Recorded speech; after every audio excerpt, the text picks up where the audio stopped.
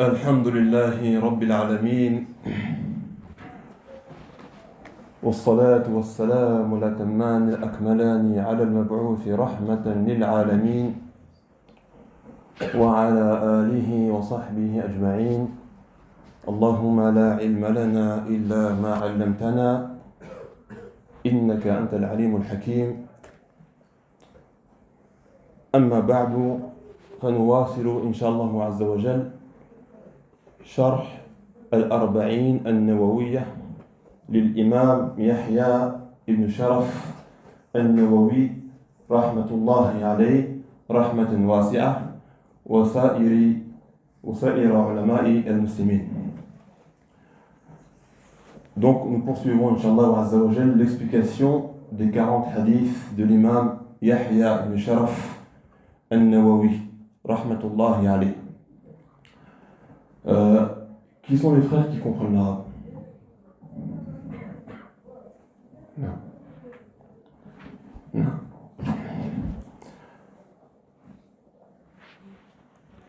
قد وقفنا في الدرس الماضي عن مسألة النية، وقلنا بأن النية نيتان: نية العمل ونية المعمول له.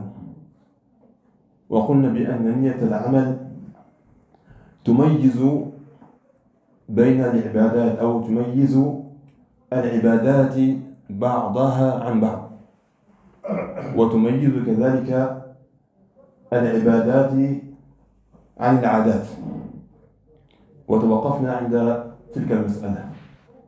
Dans le cours dernier, nous avons vu que l'intention, tout d'abord, qu'est-ce que l'intention? La définition de l'intention, c'est quoi? Non.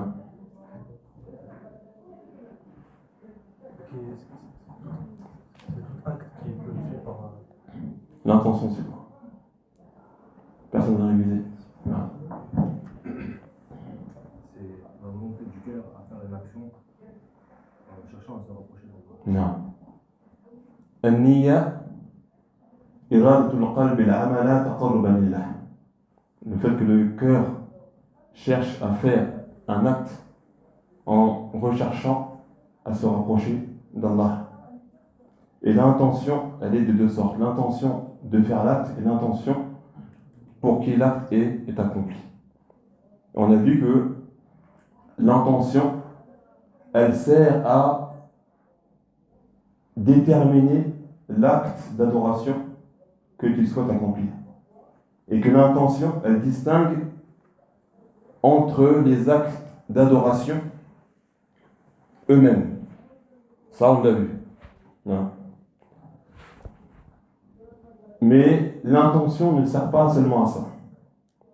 Elle sert aussi à distinguer l'adoration de la pratique ordinaire.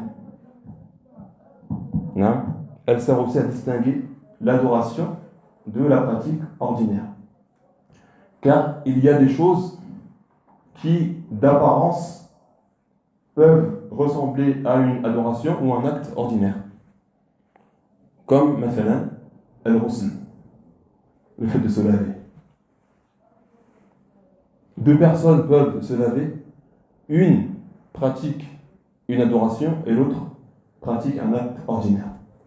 Celui qui prend sa douche et qui met l'intention d'ôter, de lever l'état d'impureté majeure, lui, il a accompli une adoration. Et son impureté majeure sera levée. Quant à celui qui met comme intention de se nettoyer ou de se rafraîchir, celui-ci n'a pas accompli une adoration. Et son impureté majeure ne sera pas levée. Qu'est-ce qui a distingué entre l'adoration et l'acte ordinaire? C'est l'intention. هي التي ميزت بين العبادة والعادة. لأن العمل قد يحتمل أن يكون عبادة وقد يحتمل أو بعض الأعمال قد تحتمل أن تكون عبادة وقد يحتمل أن تكون ماذا عادة. L'acte, il se peut que ce soit une adoration, il se peut que ce soit un acte mondain, une pratique ordinaire. Donc ça, c'est ce qui concerne niyatul amal. Niyatul amal. L'intention de l'acte. L'intention de l'acte. Niyatu thaniya, niyatul ma'mouli lahu.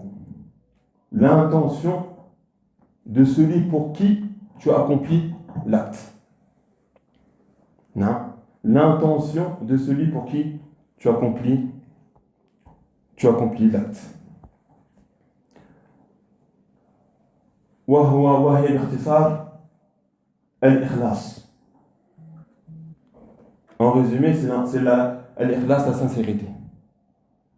La sincérité. Donc celui qui met une intention lorsqu'il accomplit une adoration ou un acte pour autre qu'Allah tabaraka wa ta'ala, son adoration n'est pas valide. Elle est caduque. Car le prophète sallallahu alayhi wa sallam dit Inna Allah la yaqbalu min al-amali illa ma kana lahu khalisa wa btughiya bihi wajhuhu.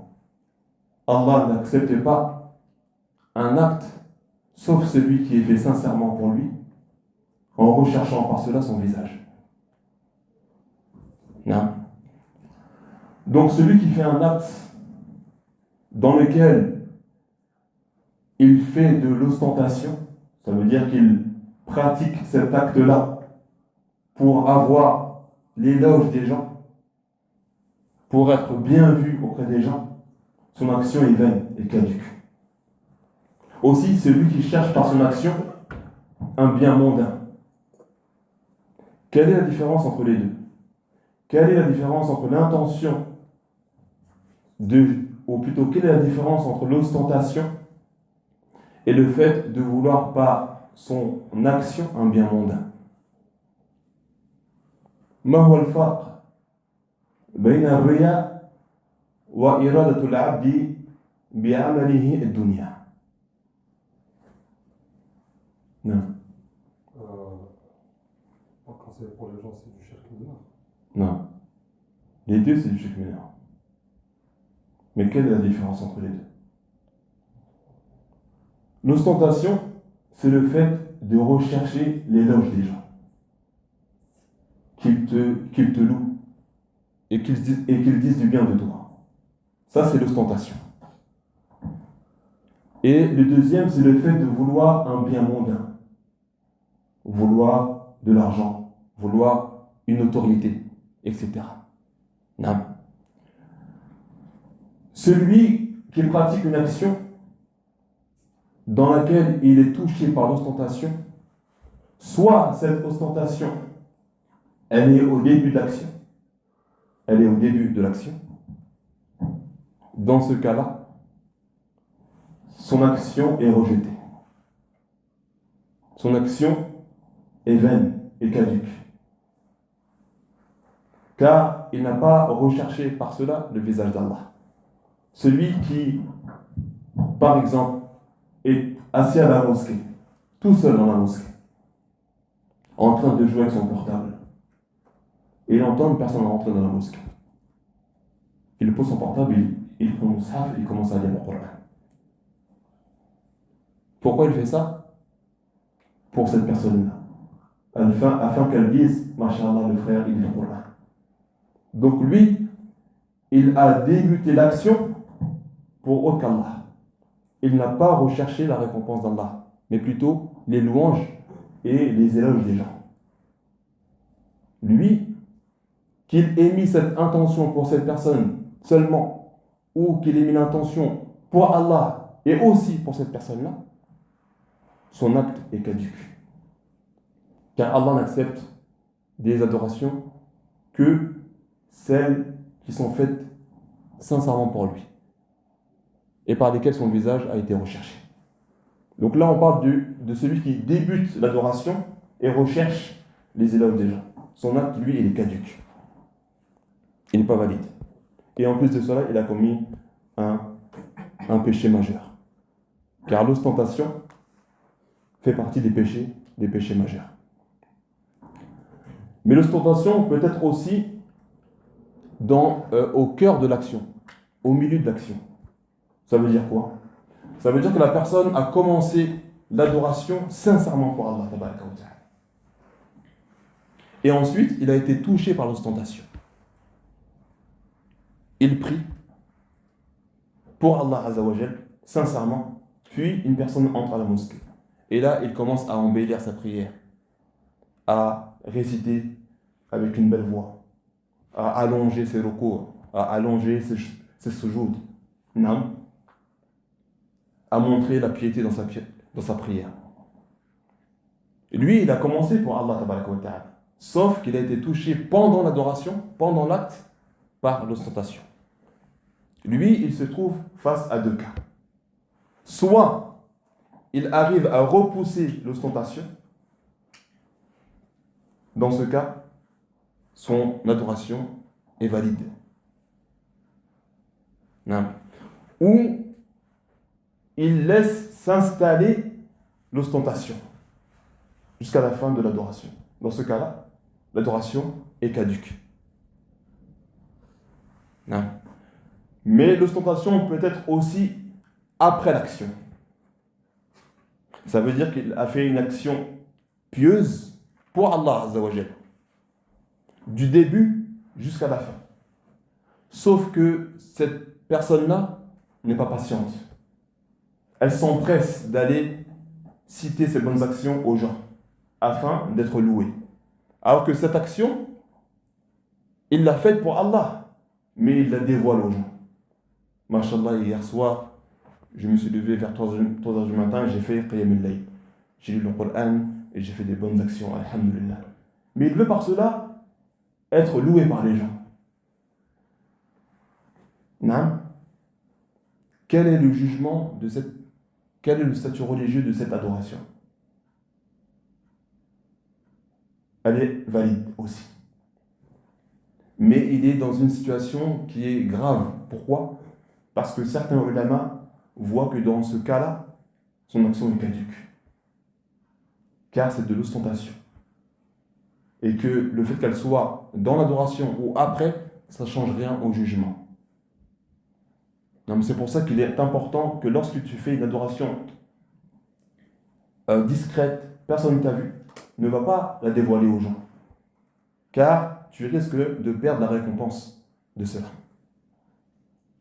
Et il y a un dernier cas, qui est celui qui a fait une adoration pour Allah Tabaraka wa Ta'ala, du début jusqu'à la fin. Et il n'en a parlé à personne.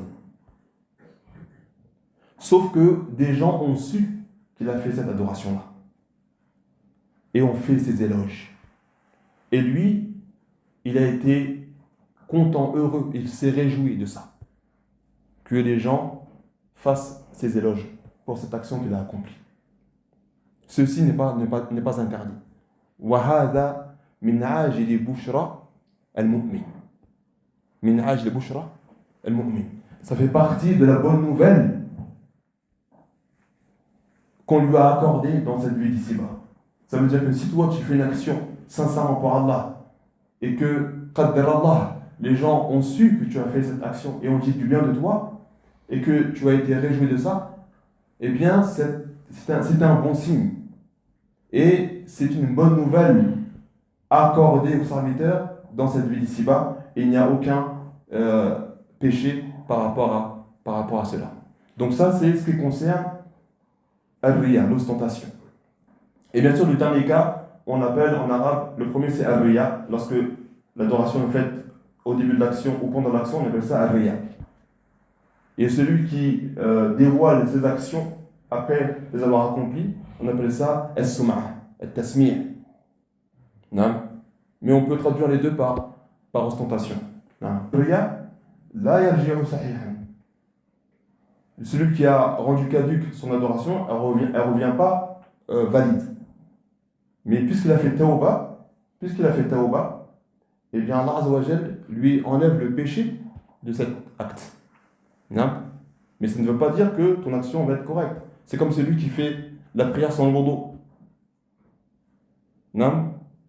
Même s'il n'a pas fait exprès, on ne dit pas que sa prière est valide, il doit recommencer. Non? Donc la tawba, elle ne fait pas que l'acte que tu as mal fait, dans lequel tu n'as pas rempli toutes les conditions, ne fait pas que cet acte devient valide. Ensuite, rapidement, il y avait le deuxième cas, donc là on a l'ostentation, mais il y a aussi le fait de vouloir par son action un bien mondain. Le fait de vouloir par son action un bien mondain. Donc celui qui recherche par son action un bien mondain seulement, hein, eh bien son action est caduque. Et n'est pas acceptée par Allah tabaraka wa ta'ala. Par contre, celui qui cherche par son action le visage d'Allah tabaraka wa ta'ala, et en même temps, il veut aussi profiter d'un bien mondain, certains ulama disent que si son intention première est le visage d'Allah, et que la plus grande intention elle est pour Allah, et que le bien mondain est, comment on dit, tabac, non, il suit, ce n'est pas la base, et bien dans ce cas-là, son action est acceptée. Ça veut dire que lui, il veut faire l'action pour Allah tabaraka wa ta'ala. Et ça, c'est sa plus grande intention. Mais en même temps, il veut aussi acquérir un bien mondain. Certains ulama disent que dans ce cas-là, vu que la plus grande intention est pour Allah azza wa jal, dans ce cas-là, son action est valide, sauf qu'il n'a pas la même récompense que celui qui a fait cette adoration pour Allah azza wa jal seul. Non. Ok. Bien mondain. Un bien mondain, ad-dunya.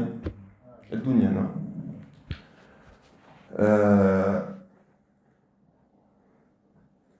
Et il y a des choses, mes frères, ça on le verra après, Inch'Allah. Ensuite, le prophète, alayhi salatu wassalam, il poursuit. Donc là, on a expliqué la parole du prophète, alayhi salatu wassalam, innamal a'malu binniyat. On a vu que cela signifie que les actes ne valent, les actes ne sont reconnus, les actes ne sont valides, ne sont acceptés religieusement que si l'intention est émise, qu'avec l'intention, qu'en fonction de l'intention. Sans intention, il n'y a pas d'acte valide ou reconnu religieusement. Non? Ensuite, il dit wa innama likulli imri'in ma nawa. Et chacun sera rétribué selon son intention. هذا إخبار أن العبد لا يحصل له من عمله إلا ما نوى. فإذا نوى خيرا أثيب عليه وإن نوى شرا استحق العقاب وقد لا يثاب ولا يعاقب. Donc cette parole et chacun sera rétribué selon son intention indique que le serviteur n'obtiendra de son action que ce qu'il a eu l'intention de faire. Il sera rétribué selon son intention. Il sera rétribué selon son intention. Et est-ce que ces deux phrases du prophète, alayhi salatu wassalam, est-ce que la deuxième phrase est une répétition de la première? Non. Les actes ne valent que par leurs intentions. Et chacun sera rétribué selon son intention. Est-ce que ceci est une répétition ou pas? La réponse est non. Ce n'est pas une répétition. Car la parole du prophète sallallahu alayhi wa sallam, les actes ne valent que par leurs intentions. Ce qui est voulu par cette parole, c'est que les actes ne sont valides et ne sont reconnus que par leurs intentions. Si tu n'as pas d'intention, l'acte n'est pas valide. Il n'est pas pris en compte religieusement. Non. Et la deuxième parole indique que chacun sera rétribué selon son intention. Chacun sera rétribué selon son intention. Je donne un exemple. Une personne se dirige vers la mosquée à l'heure de Ad-Duha. Ad-Duha. Après avoir accompli ses ablutions. Il rentre dans la mosquée. Et il prie 2 rak'ah. Cette personne-là met comme intention Tahiyatul Masjid, Sunnat al-Wudu et Salat al-Duha. Donc là, il a mis 3 intentions. Une prière avec 3 intentions. Il sera rétribué pour ces 3 prières-là. Pourquoi ? Car chacun sera rétribué selon son intention. Celui qui met juste l'intention de prier Tahiyat al-Masjid, il sera rétribué en fonction de son intention. Non ? Et ici, cette phrase-là du prophète alayhi salatu wassalam nous montre l'importance de toujours renouveler son intention. Car parfois, nous faisons des actes qui d'apparence sont des adorations, alors que l'intention n'est en réalité pas faite pour Allah tabaraka wa ta'ala. Par exemple, certains vont lire le Coran. Ils vont lire le Coran. Mais si tu lui demandes pourquoi tu lis le Coran, il te dit parce que je suis malade et que je veux être guéri. Son intention, ce n'est pas la récompense d'Allah Azza wa Jal. Ce n'est pas le visage d'Allah Tabaraka wa Ta'ala. Ce n'est pas le suivi prophétique. C'est seulement le fait d'être guéri. Comme le cas d'une personne qui n'est pas habituée à lire le Coran. Et dès qu'il est touché par une maladie, il lit le Coran tous les jours pour être guéri. Son intention, c'est seulement cela. Car le Coran est un shifa. Il aura la récompense, mais tout de dunya. Peut-être qu'il sera guéri, mais il n'aura aucune récompense sur l'akhirah. Pourquoi ? Il n'a pas voulu la récompense de l'au-delà. Wa innama likulli imri'in ma nawa. Et chacun sera rétribué selon son intention. Tu as voulu un bien mondain, qui est la guérison, tu auras peut-être, et peut-être pas, d'ailleurs, ta récompense dans la vie d'ici-bas, tu seras, Inch'Allah, guéri. Mais puisque tu n'as pas cherché à vouloir la récompense de l'au-delà, tu n'auras pas la récompense de l'au-delà. Ou encore, celui qui lit ses adhkar, ses évocations et invocations du matin et du soir, il ne veut pas, par cela, appliquer une sunnah, ou se rapprocher d'Allah, ou avoir la récompense d'Allah tabaraka wa ta'ala. Il veut seulement être protégé du mal, protégé du sihr, protégé de l'œil, protégé des shayatines. Si tu lui demandes pourquoi tu récites avec assiduité tes invocations du soir, du matin et du soir, il dit parce que moi je vais être protégé des shayatines, je vais être protégé du haïn, je veux que Allah il m'enlève l'angoisse, la tristesse, etc. dans la vie d'ici-bas. Donc tu ne cherches pas la récompense de l'au-delà.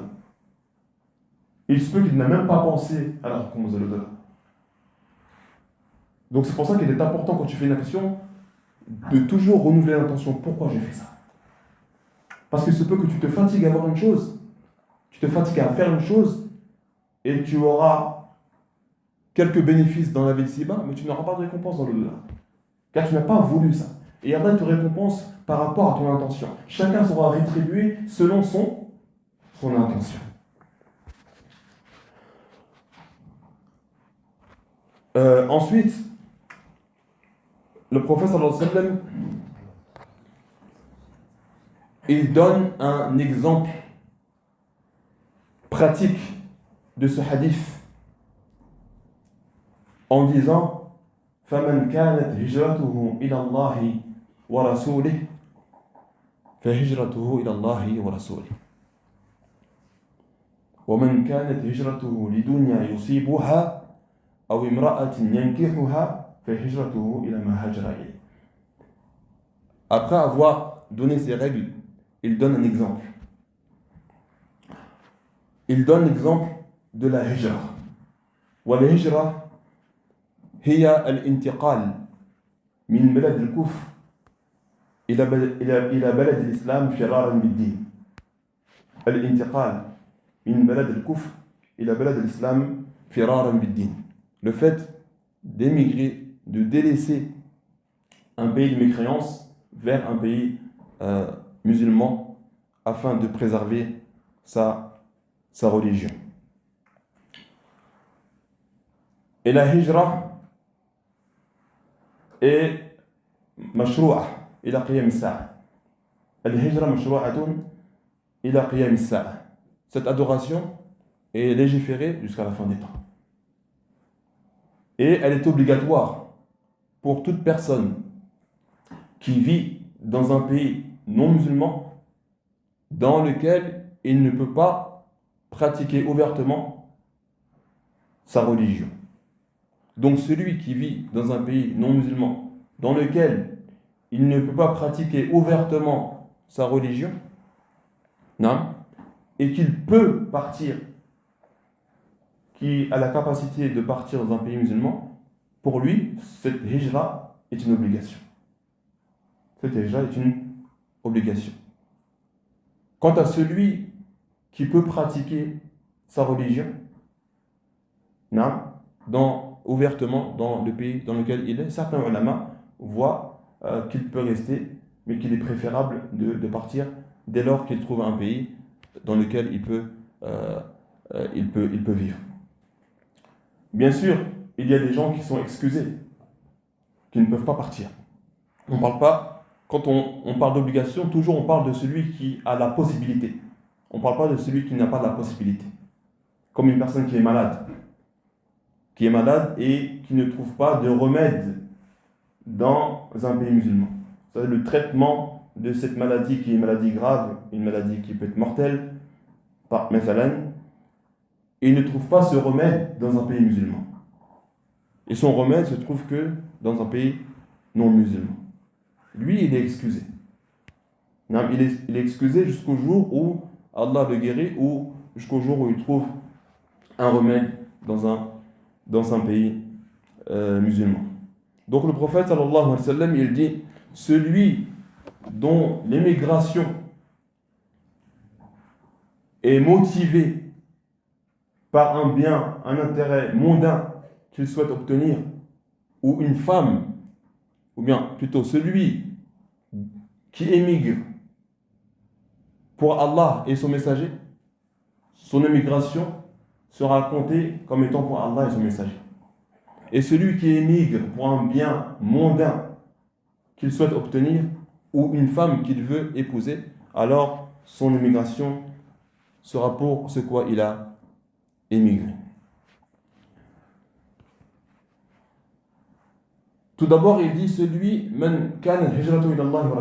dont l'émigration est pour Allah et son prophète, c'est-à-dire man kanat hijratuhu ila Allah wa rasulihi niyatan wa qasdan fa hijratuhu ila Allah wa rasulihi thawaban wa ajran. Celui dont l'émigration est pour Allah et son messager, c'est-à-dire qu'il recherche par cela à obéir à Allah tabaraka wa ta'ala et au prophète sallallahu alayhi wa sallam, il sera récompensé pour cette intention-là. Il sera récompensé pour cette intention-là. Par contre, celui qui souhaite par cette émigration un bien mondain qu'il souhaite obtenir, ou une femme qu'il veut épouser, eh bien, il aura peut-être ce qu'il souhaite dans la vie ici-bas, mais il n'aura aucune récompense dans l'au-delà. Pourquoi? Car cet acte, il ne l'a pas accompli pour plaire à Allah tabaraka wa ta'ala. Il l'a fait pour obtenir un bien mondain, ou pour épouser une une femme.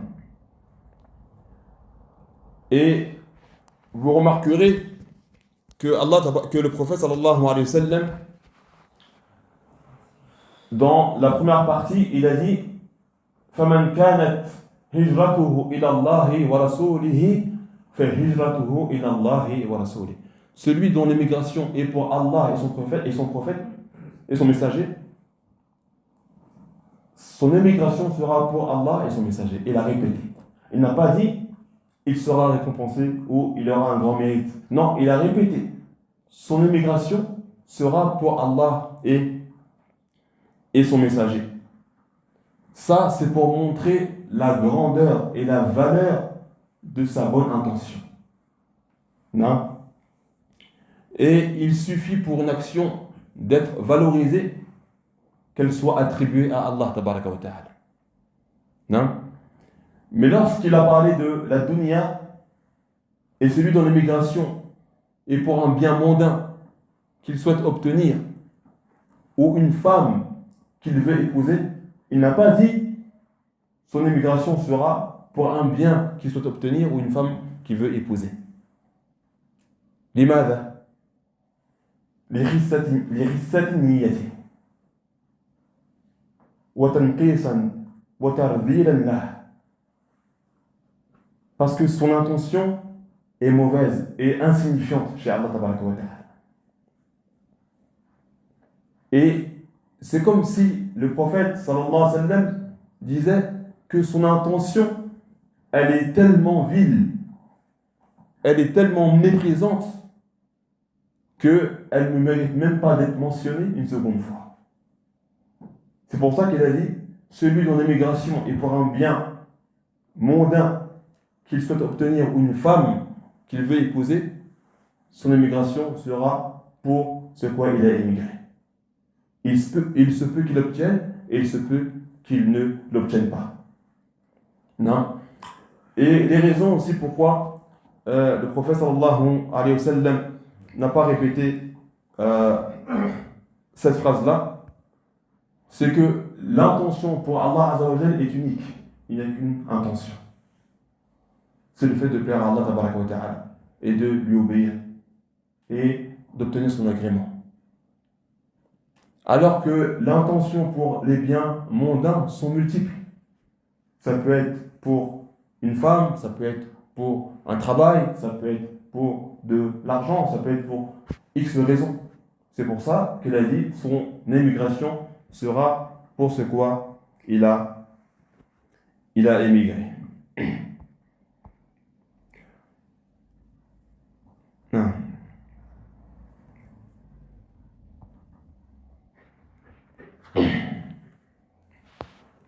Non.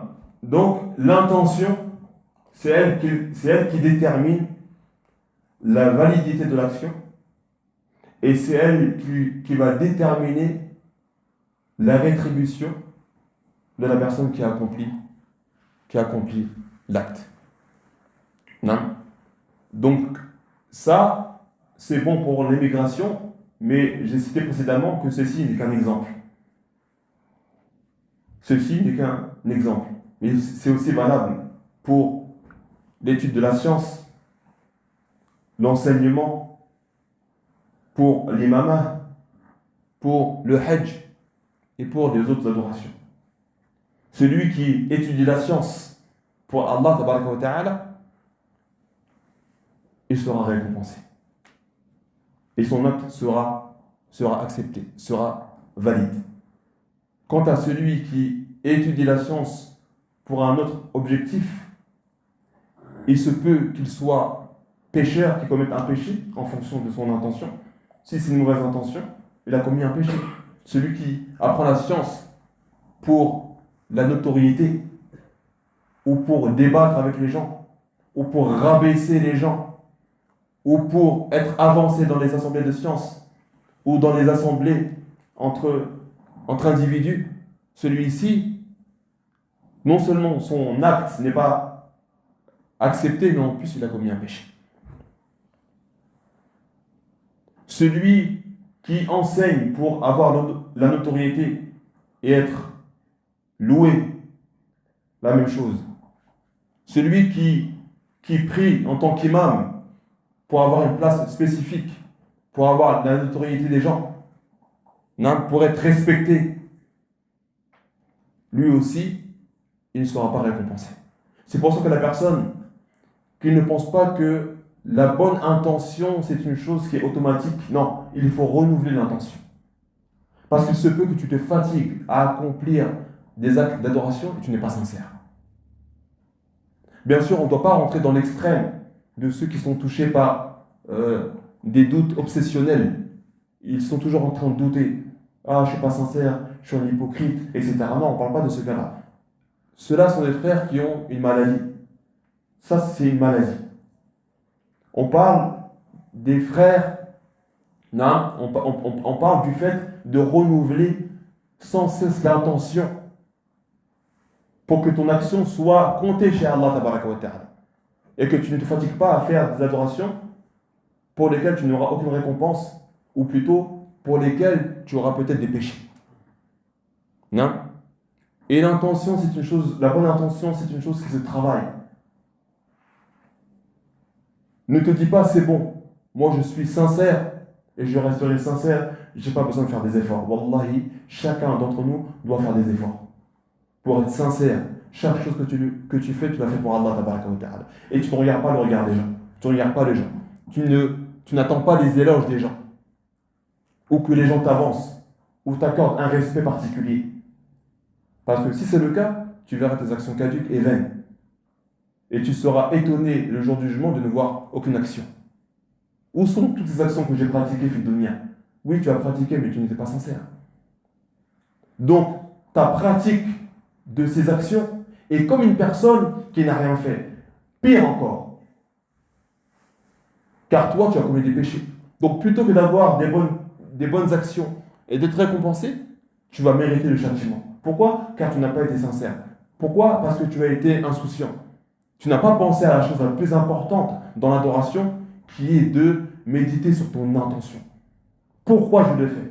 Est-ce que c'est pour Allah ou c'est pour les gens? Qu'est-ce que je cherche par cet acte-là?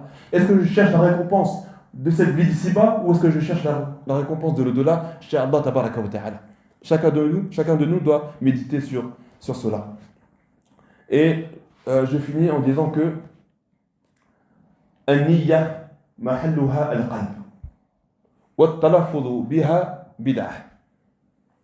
Le fait de prononcer l'intention, ou plutôt l'intention, réside dans le cœur. Et le fait de prononcer l'intention est une innovation. Allah tabaraka wa ta'ala n'a pas besoin que tu l'informes de ton intention. Non? لأنه يعلم ما تخفي الصدور يعلم ما في البر والبحر وما تسقط من ورقة إلا يعلمها. Il connaît toutes choses. Il n'y a pas une feuille parmi les arbres de la dunya, qui soit sur terre ou sous la mer. Il n'y a pas une feuille qui tombe sans qu'il ne le sache. Qui tu veux informer de ton intention? Allah Azza wa Jalla, il connaît ton intention avant même que tu penses à formuler l'intention dans ton cœur. Donc l'intention, elle est dans le cœur. Donc il n'est pas légiféré avant la prière de dire Salat al-Dhuhr, Salat al-Asr, etc., etc. De prononcer l'intention. L'intention réside dans le cœur. Et le prophète sallallahu alayhi wa sallam, qui nous a été envoyé pour nous montrer la religion, pour nous enseigner la religion, nous a pas enseigné de prononcer l'intention. Ni les compagnons, ni les meilleures générations après eux. Et si ceci avait été une bonne chose, ces gens-là auraient été les premiers à le faire. Non? Donc l'intention réside dans le cœur. Et le fait de la prononcer n'est pas une chose qui est légiférée. Ensuite, Imam al-Nawawi, rahmatullahi alayhi, il décrit à la fin l'imam al-Bukhari et l'imam Muslim comme étant les imams des muhaddithin, les imams des spécialistes du hadith, en raison de leur importance chez les gens du hadith. Et en raison du fait qu'ils sont les auteurs des 2 livres les plus authentiques après le livre d'Allah. Et ils sont les 2 livres les plus authentiques jamais compilés. Al-Bukhari et Muslim. Et le recueil de Al-Bukhari est plus authentique que le recueil de Muslim. Car l'imam Al-Bukhari a mis une condition que l'imam Muslim n'a pas émise. Qui est que le rapporteur de hadith doit avoir vécu et rencontré la personne de qui il a pris le hadith. Si ces 2 rapporteurs n'ont pas vécu et il n'y a pas une preuve qu'ils se sont rencontrés, ils ne rentrent pas dans les conditions de l'imam al-Bukhari. Alors que l'imam Muslim, lui, a mis une condition, n'a pas mis cette condition-là, mais il a mis comme condition qu'ils aient vécu à la même époque. C'est-à-dire, cette personne qui a rapporté le hadith de telle personne, il faut qu'ils aient vécu les 2 à la même époque et que leur rencontre soit possible. Même si on n'a pas une preuve qu'ils se soient vraiment rencontrés. C'est pour ça que les ulama disent que le recueil de l'imam al-Bukhari, il est plus authentique que le recueil de l'imam Muslim, sauf que le recueil de l'imam Muslim est meilleur en raison de sa structure. Ça veut dire qu'il a été mieux structuré. Ce livre a été mieux structuré que le livre de l'imam al-Bukhari. Et on va s'arrêter ici, Inch'Allah Azza wa Jal. Et le cours prochain, on va commencer le 2e hadith, qui est un non-hadith, qui est le hadith de Jibril, dans lequel il y a de nombreux enseignements. Et ceux qui veulent réciter le hadith, celui-ci, la semaine prochaine, qui se préparent. Le hadith Innamal a'malu binniyat. On reste sur ce hadith-là. D'accord. Celui qui n'a pas appris le hadith ou qui souhaite le réviser encore mieux, il pourra réciter la semaine prochaine. Wallahu ta'ala a'la wa a'lam wa sallallahu ala nabiyyina wa sallam.